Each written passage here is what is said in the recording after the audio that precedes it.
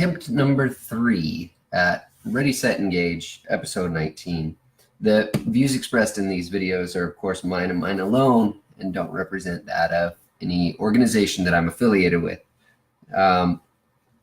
So this one's going to be a little bit more focused on my take on political initiatives that are on the ballot for Washington State this year, this November. And if you basically like can't even watch the doggone TV because it's had all the commercials for it. It basically boils down to 3 initiatives that are interesting to me. I-1631, which is the carbon emissions one. The 1634, which is the grocery one that apparently like farmers I don't know, whatever. They showed the commercial, and then King 5 is like, well, they don't know what they're talking about, and really they probably do. And then 1639, and that one's the gun ownership and purchase requirements, and so the definition used is really what I get a little bit frustrated with.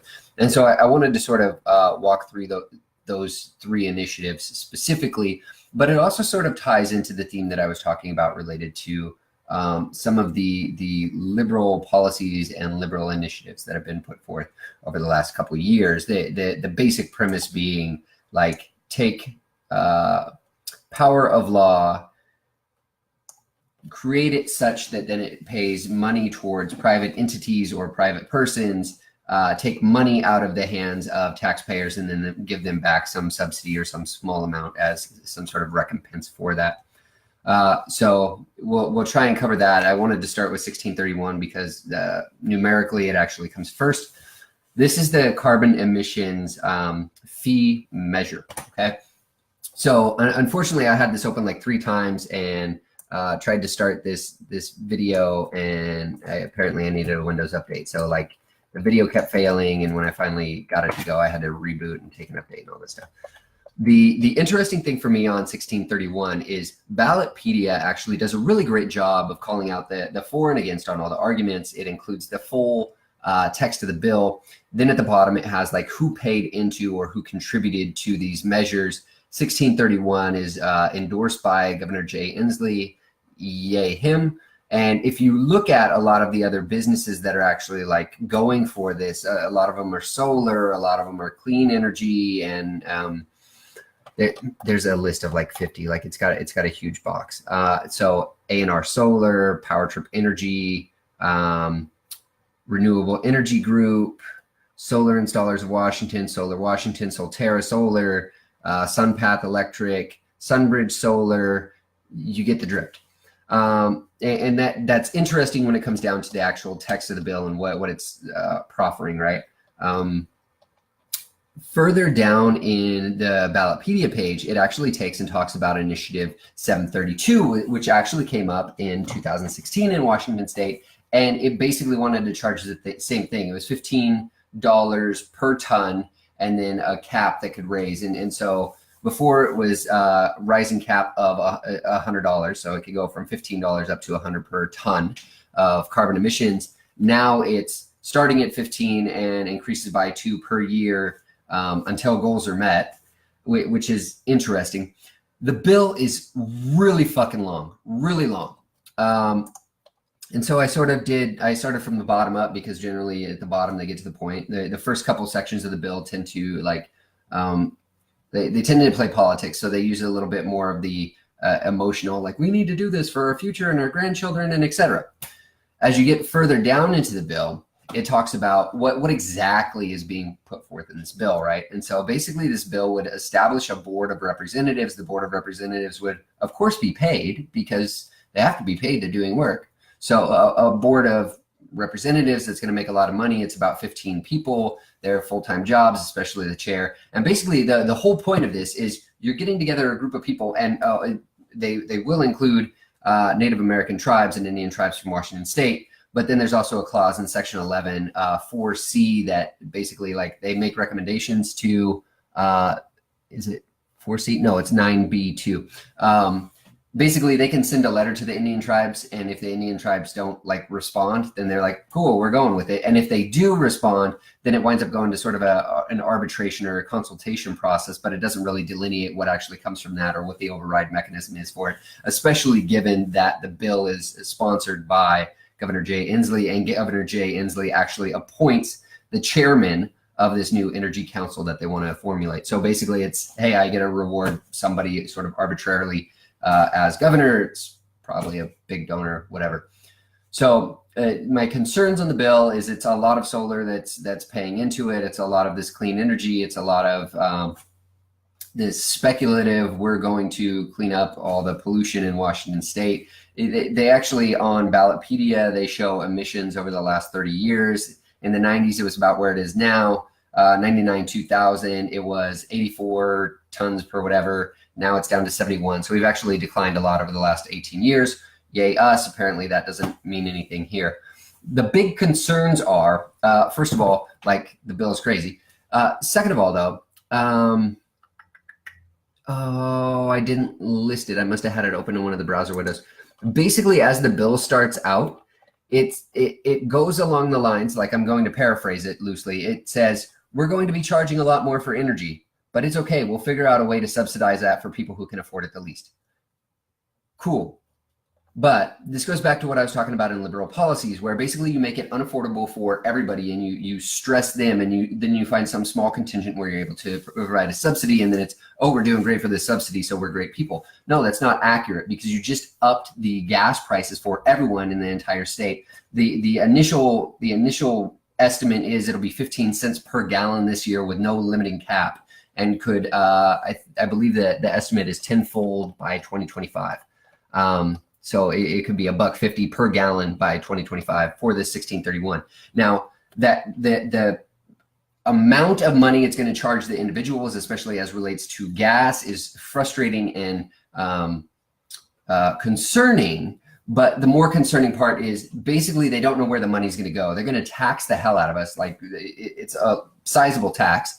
And then the board is going to come together and decide on where to invest that and who they want to invest that in, and then have pretty much full right to take and give that to any company, which may be the solar farms, the clean energy, so on and so forth. And so from a is this the thing the government should be doing? I believe it's not. I believe that government should be more limited and shouldn't pass laws simply to pay a bunch of people high price wages for being in some council that was totally contrived based on this, especially since the initiative was shot down, i.e. 736, 2 years ago. Like, bringing it back with the same sort of money and a whole ton of legalese, like, it's pages and pages and pages long.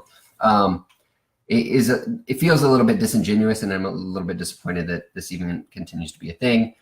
Is sponsored by Jay Inslee, as I mentioned, and it's got a number of other sponsors within it. So higher cost of gas for everybody, higher energy bills for everybody, and arbitrary usage of the funds generated by this thing. It allows them to pay others and their friends and whatever, as long as it in some way relates or ties into clean energy. So from a standpoint of, does this make sense? I would say I-1631 is incredibly offensive, and we should stop doing shit that taxes the hell out of us. Like, I've talked about ST3 being absurd a number of times. This is just as bad, just in different sectors and with a slightly different focus. So that's what 1631 is. I did include a link to it. For me personally, like, I would recommend no. 1634 is a grocery tax thing, right? And so there's this commercial that's on NBC, and they're like, hey, don't tax us because you might tax meat and products and whatever. Hey, Lisa. Hey, John. And, you know, the world's going to end. Do I think the world's going to end if we wind up taxing meat? Not really. But here's sort of the concerns, or here's what I look at when I read that bill. First of all, it's a lot shorter. 1634, like, you can actually read the whole thing, as opposed to 1631, which is like 30 pages of legalese garbage. 1634, you could read the whole thing. Okay. Basically, the arguments for it are, hey, we should pass this law such that we don't pass any other stupid laws in municipalities or cities, like the beverage tax in Seattle. And so in Ballotpedia. It calls out, I think, 8 other cities that have beverage tax sort of initiatives or 1634-esque initiatives to sort of counter that. And so it's this play of why are we fucking taxing so much? The interesting thing, all right, perfect. I appreciate it. The crazy thing for me on this is one, that the advertisements are like farmer from probably Eastern Washington, and he's like worried that his meat's going to be taxed and et cetera. Ballotpedia does this thing where they actually call out who sponsored the bill or who paid the most for it. And the donors list for this, shit, I don't have it open. The donors list, I remember it mostly offhand. Number 1 is Coca-Cola. Number 2 is PepsiCo. Keurig Dr. Pepper is, number 3. Red Bull of America, number 4. Washington Food Industry Association, 5, and Hospitality Association, number 6. They only did $261, so they might have bought a lunch. So it sort of falls down that thing, and then the opposition is Washington Healthy Kids Association, right? Which sounds great. It's healthy kids. Okay. Here's the problem. The beverage tax in Seattle was absolutely ridiculous, and the people that impacted the most are actually the people that could probably afford it the least, which just pisses me off. So from a what this bill is doing, I would love to be in a perfect world where you don't have to pass laws like this, because having laws for the sake of like stopping some dumb law just seems counterproductive, right? I would prefer to have less laws and people do the right thing. But apparently, according to the Seattle City Council that passed that beverage tax last year, apparently you can't just count on people to do the right thing and not screw people over. And so this one's interesting.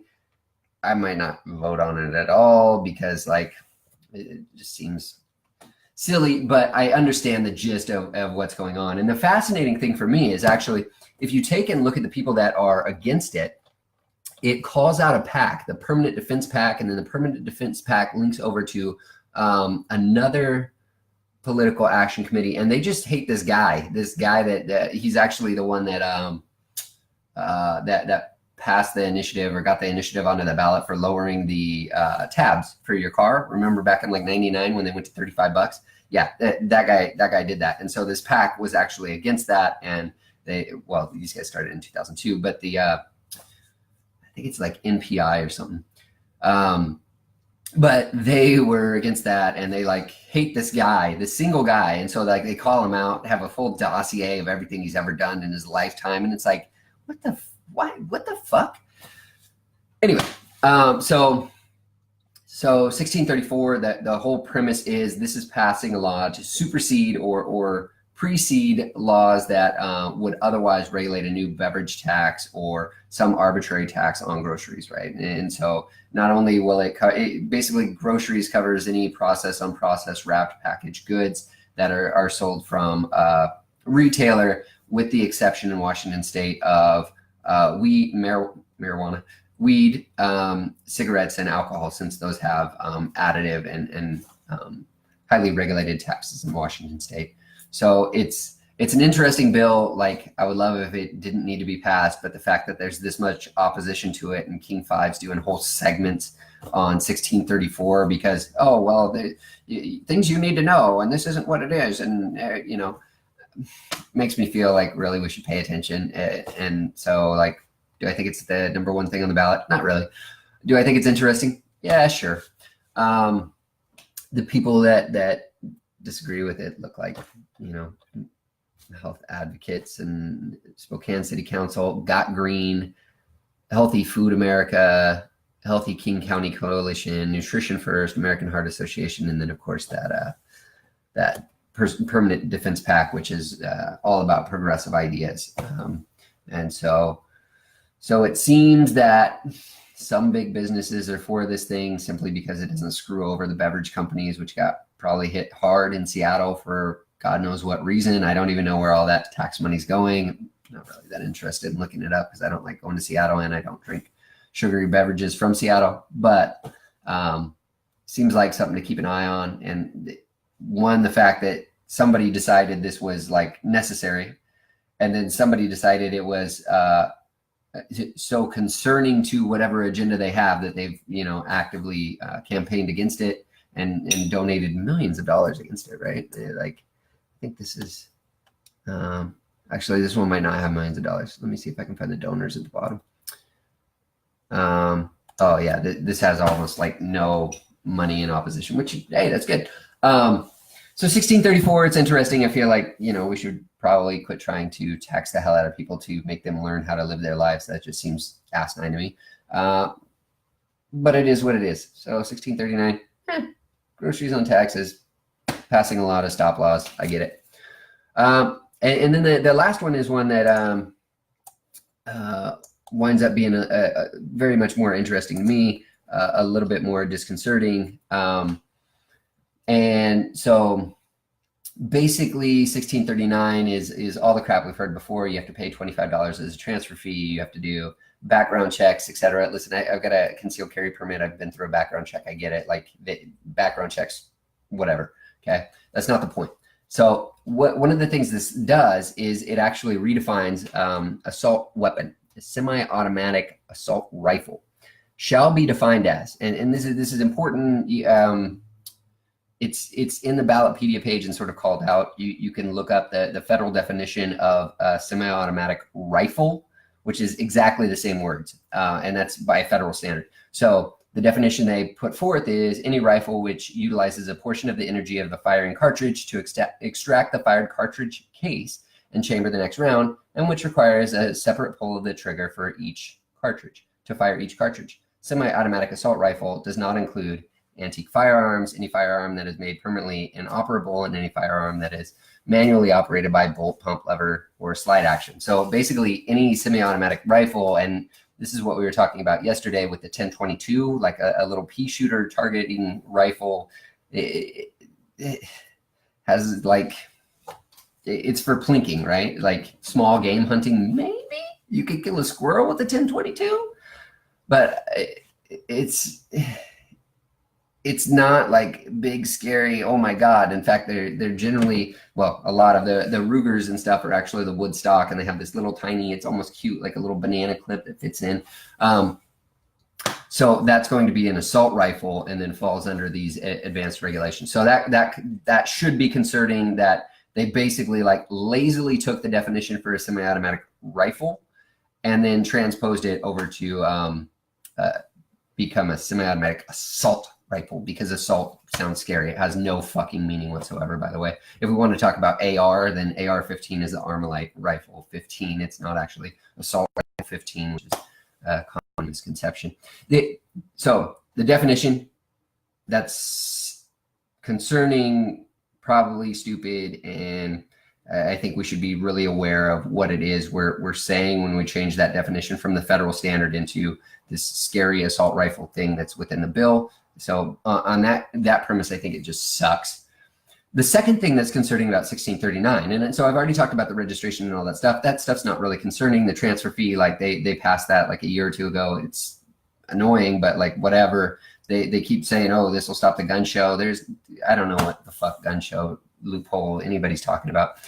The part that's concerning about this is actually the firearm storage requirement. And so basically under this measure, if you leave your firearm unsecured and it winds up falling into bad hands, then you are criminally liable for what they do. Where a prohibited person could potentially gain access to the firearm would be guilty of community endangerment, a Class C felony. So you could be guilty of a felony if you leave your shit in plain sight and somebody comes and steals it. So basically, and like, this is a very fun argument, because people will be like, well, if you leave your gun out on the table in plain view and somebody breaks into your house and takes it, then you should be liable because you were careless. Okay, first of all, like nothing warrants somebody committing a felony of breaking and entering and stealing your fucking shit out of your house. Full stop. Like that's highly illegal. So like that as an argument makes absolutely no sense. In fact, well, I'll leave that. There was a heated conversation a number of months ago where people were trying to say that very thing, that if you were careless and left it out, then you were inviting crime upon yourself and you should be held liable. And then, you know, it automatically goes to other conversations where there's the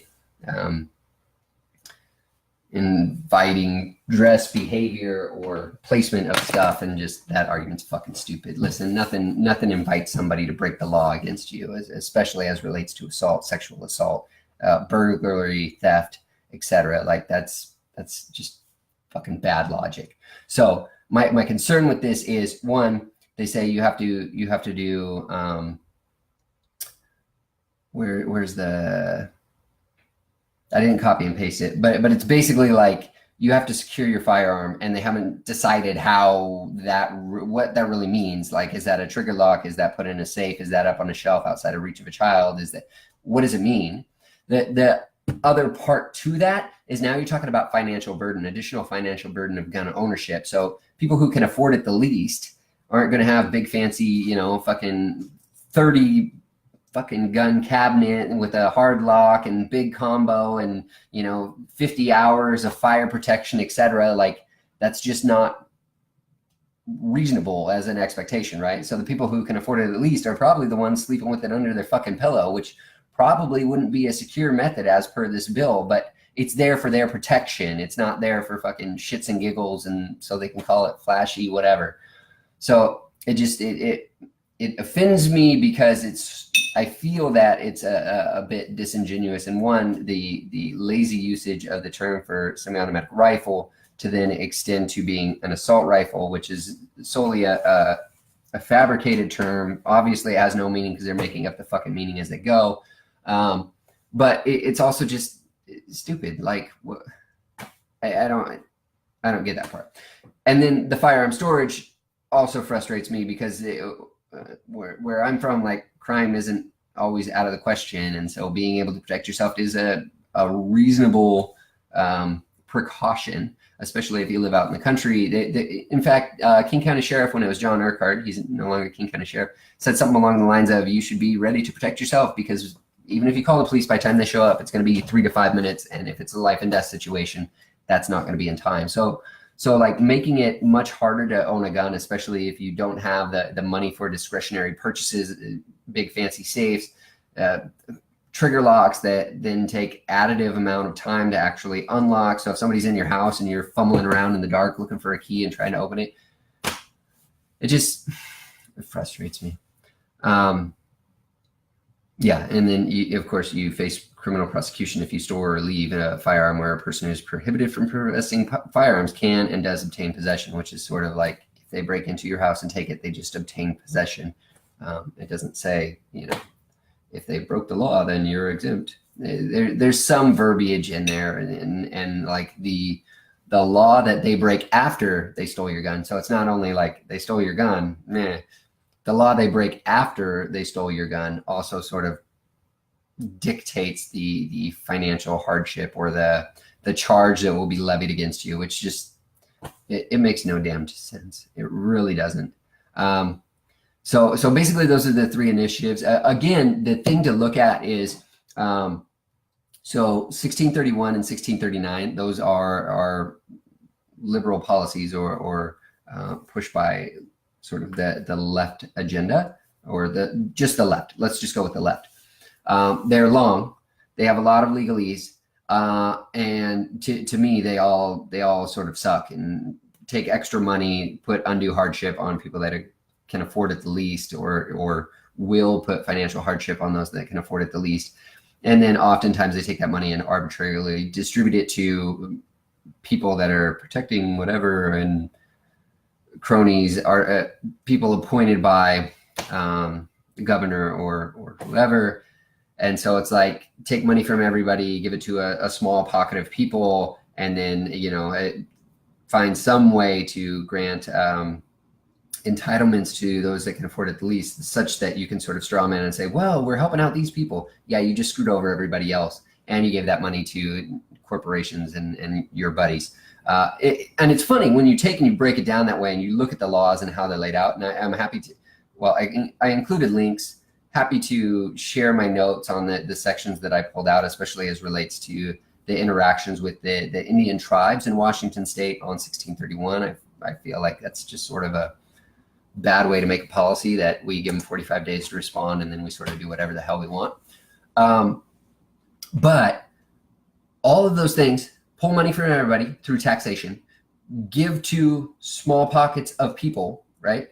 And then say, oh, it's good for everybody. No, that's not good for everybody. In fact, the increased taxation actually removes resources from the people who need those resources to survive. I mean, why the hell do we have fucking bills where we're talking about $15 minimum wage when we're talking about taxing everybody on the gas that they have to buy every week to make it work? Like, that makes no goddamn sense. Anyway, I digress. 1631, 1639, those are from the left-leaning side, and different entities created them. Maybe legalese is very similar. 1634 is, I don't know if it's even from the right. It's just like, hey, maybe we shouldn't pass stupid laws that tax us. So maybe it could be from the right in that standpoint, which is like the law is good for everything or it's not good. Basically, it says like the 1634 actually has a clause in it that says basically this isn't to say that you can never tax groceries again or change the taxes on groceries. Instead, what it says is, the way it frames it is, if you pass new taxes, it applies to everything and general goods that then applies to groceries, not specific taxes levied against groceries as a basically like a commodity or something you need. You know, you can't do that against meat. You can't do that against Coca-Cola. You can't do that against whatever. Instead, if you're going to raise a tax, then it has to be across the board. So I guess in that regard, it would be what I would perceive as a policy from the political right. So obviously, you know how I'm voting. I would say no on 31 and 39. I think they're both terrible ideas, terrible bills. Like the thing with 1631 is the Paris Accord got shut down by the current administration because it was just bad. And it did very much the same thing, give a bunch of money to smaller organizations for renewable and clean energy as defined by them. It doesn't really talk about the life cycle of solar panels, what happens when you need to recycle them, how expensive it is to create them, how much silicone is used, or what happens to the byproducts after you have to get rid of that. It doesn't talk about the longevity of the life cycle of the battery inside a car. So when we're talking about electric cars, yay, that's great for 15 years. And then when those batteries are no longer good, then what? And how do you deal with that? And it's something that we should be seeing very soon from Tesla, because your Speedsters came out in what, 2003, 2004, something right around there. So it's a very real problem that probably more people should be paying attention to. But when we talk about green energy and moving away from fossil fuels and stuff, I don't feel that this bill does it. Not only in the exemptions that it passes, which is EITE, which is energy intensive technology expenditures or whatever, they're exempt, by the way.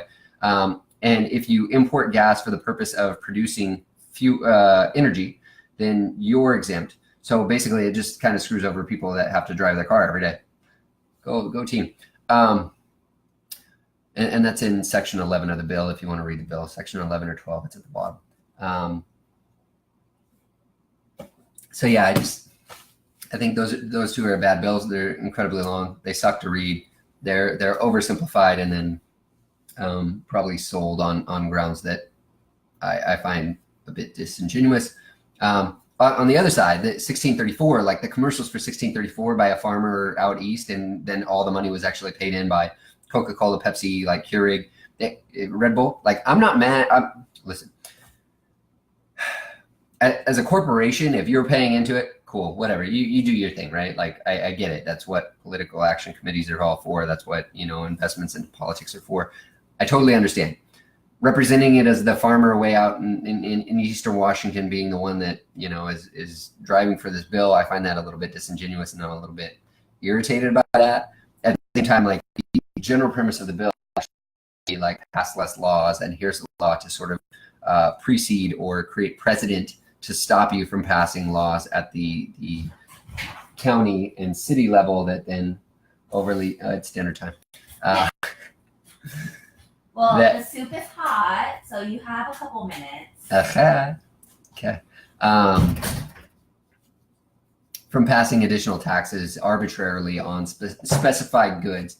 at the city and the county level, such as what Seattle passed with the beverage tax. And so like 1634, I would like if it wasn't needed. I would prefer if it wasn't needed. I understand the intent behind it. And I also understand that, well, I think I understand the arguments that are opposed to it, which is just basically like a city should have the capability to establish tax, which based on the general goods clause, the city could still pass a tax on everything, but just not something specifically out of the grocery. And so I feel like the all or nothing sort of concept of, well, this is taking away the city and states and counties' local rights to be able to manage their municipality. Well, no, that's not actually correct. Basically, it's just saying if you're going to pass something that's tax, then it's good for everything, or it's not a good tax, and thus stopping that. She ran back inside. She just came out to yell at me real quickly. So it is dinner time. I did cover, I think, what I wanted to say on those 3 bills. There's links to them over there. Ballotpedia, again, takes and it breaks down the for and against arguments. It has the entire text of the bill, so you can scroll and read that. It has a citation and link off to sos.wa.gov, which stores the bill or houses the bill in like a PDF or a text format. So you're welcome to check that out. It has the donors list. It has the supporters and the people against it. It has all that stuff covered out. Like this page is amazing. I love this page now. But that sort of covers what I wanted to talk about.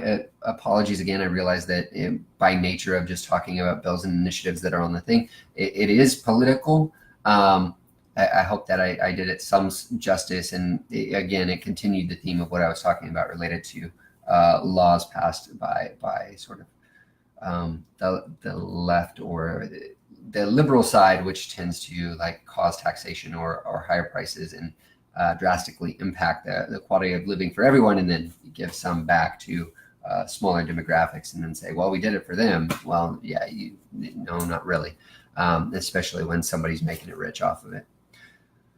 So that's all I had. I did take and I started uploading these videos to YouTube. So I have the first 18 loaded up to YouTube. I can put a link into the comments. It's basically a way that it would be easier to create a playlist or to be able to look through and catch up on stuff, because like finding them in the feed later on to look at them is near impossible on the Facebooks. I realize I post a bunch of like music stuff and random stuff. So I did do that. If anyone's interested, then I'll find a link and send that out. And that's all I got. That's Ready, Set, Engage, episode 19. Have a good one. Thanks for watching.